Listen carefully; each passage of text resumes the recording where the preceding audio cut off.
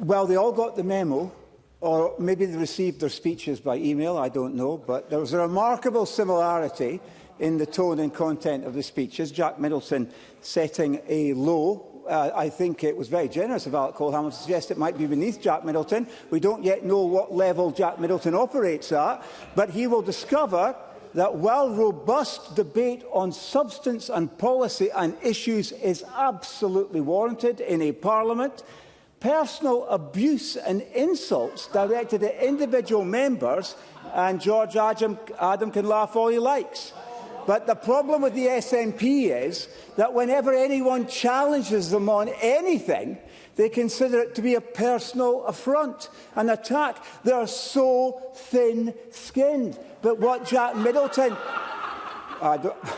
the one thing, George, you can't accuse me of being thin-skinned. That's the one thing you can't accuse me of being. Mr Kerr, I'm going to remind Mr Kerr, who is an experienced parliamentarian, that he must speak through the chair, and also remind all members they must use the full names of other members. This is something that's happened a number of times today, and the full names of other members must be used. Thank you. I say to George Adam that he, of all people, should know that of all the things he might accuse me of being, I'm not thin-skinned, but what we heard from Jack Middleton and others was an orchestrated, SPAD-organised attack on the character of a particular member of this Parliament. And it's not about riding to the rescue of anybody. I don't think I need to rescue the individual concerned. I'm sure he's more than capable of looking after himself. But I do ride to the rescue of the reputation of Parliament and the nature of the debates that we have in this place and the standards we should ascribe to. And frankly, beyond the issue of the memo or the shared speech that was put among the SNP MSPs for this afternoon's debate, I would say that they would rate nil point on self-awareness. Self-awareness. Ladies and gentlemen, self-awareness, nil point. They talk about other parties. Where have we been living for the last 20 years? Happy to give way to Kate Campbell, who quite rightly pointed out what a disgrace it is that they're sitting where they sit. But carry on.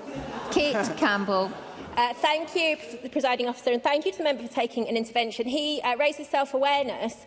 Would the member recognise that many of the conversations we'll have had on doors where people have said that their concerns about politicians are that they are very unself-aware, that they come to a chamber, that they're just shouting at other people and that they don't seem to be concerned about what their constituents' worries are, but actually just rather heckling other members? Would he recognise any of that behaviour in himself?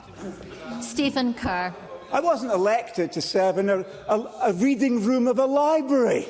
We were elected here to a parliament that should have robust debate. The member needs to realise that's what a parliament is all about. And I would say again that self-awareness is nil point, because what we heard, and Polly McNeill was right, what we heard time and time again from the SNP today was, we can do what we like because we've won elections and we are the masters. Well, that is a poor tone, because with the privilege of service in a parliament and with the greater privilege of serving as Scotland's government, there are obligations, there are honourable obligations, because honourable is a word that I know we ruled out the word honourable earlier. I think it was Stephen Gethins who used the word honourable, and he was corrected by the presiding officer. But I would say to the Minister for Parliamentary Business, to ascribe to any of us less than honourable motives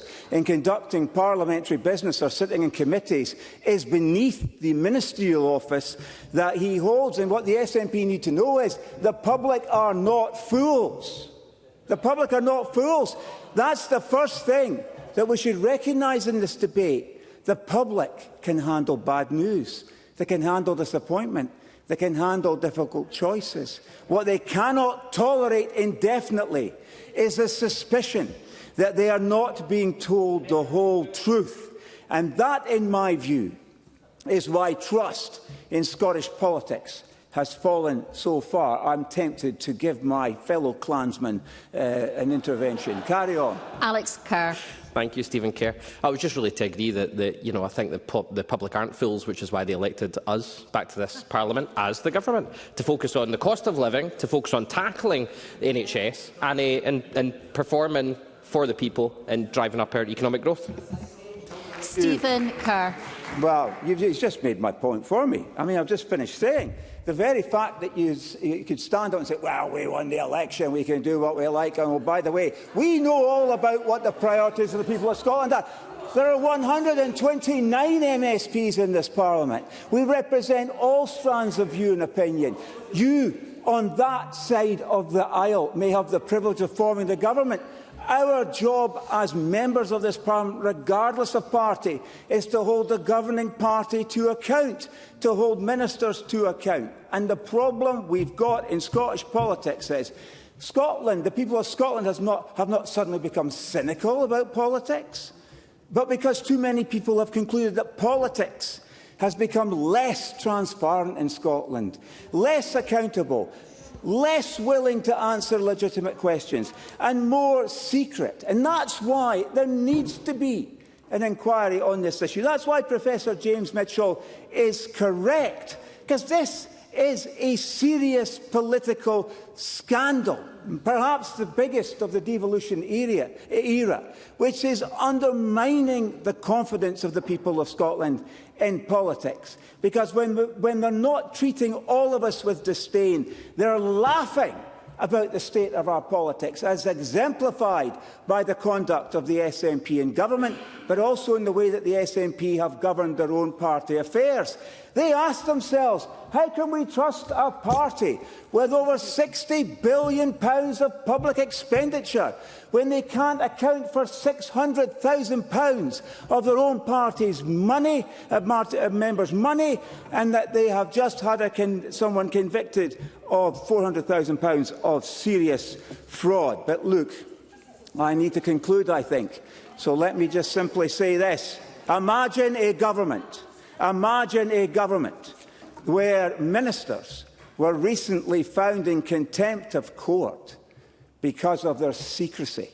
Imagine that kind of a government. Imagine if that was a Labour government or a Conservative government. No, this is an SNP government. Action brought to the courts, the Court of Session no less, by Scotland's Information Commissioner. Just think about that.